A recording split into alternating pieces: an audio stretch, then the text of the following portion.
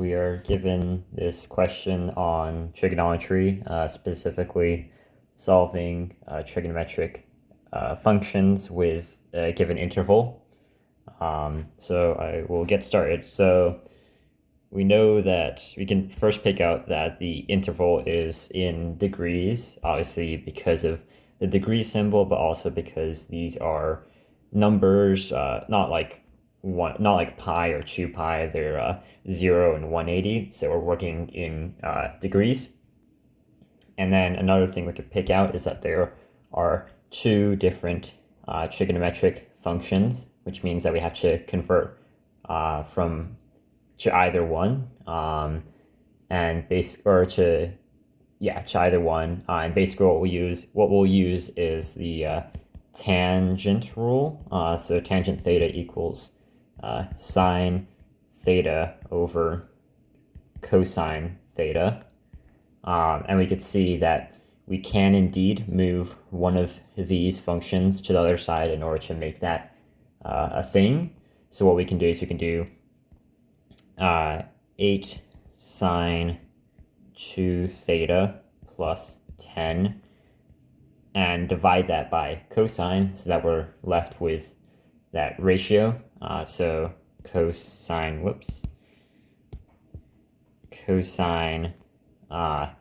2 theta plus 10 equals 9. And from there, we can just simplify that down to tangent 2 theta plus 10 equals 9 over 8, because we moved it to 8 tangent 2 theta plus 10, and then you just divide by 8 on both sides to get this. And then what we can do from there is find the inverse tangent of 9 over 8, which should give you 9 over 8, around 48.3664. But we won't write it out because I generally like using the whole function when I'm working stuff out. So we could see here we need to have these values fit within this range of 0 to 180 degrees. So what we'll do is, and remember that we still have this 2 theta plus 10, so we have to do the inverse of this bit here in order to figure out the degree values we need. So what I'll do is I'll do tangent minus 1, inverse tangent 9 over 8, and then since it's plus 10 here, we do minus 10, and then since it's 2 theta, we have to divide by 2 just to isolate that theta, and that will give us 19.183, and that indeed does fit within 0 and 180 degrees. And then we can use kind of the rule with tangent, where if you want to find the next interval where it crosses the x line, so the graph is like, sorry, this is not very accurate, but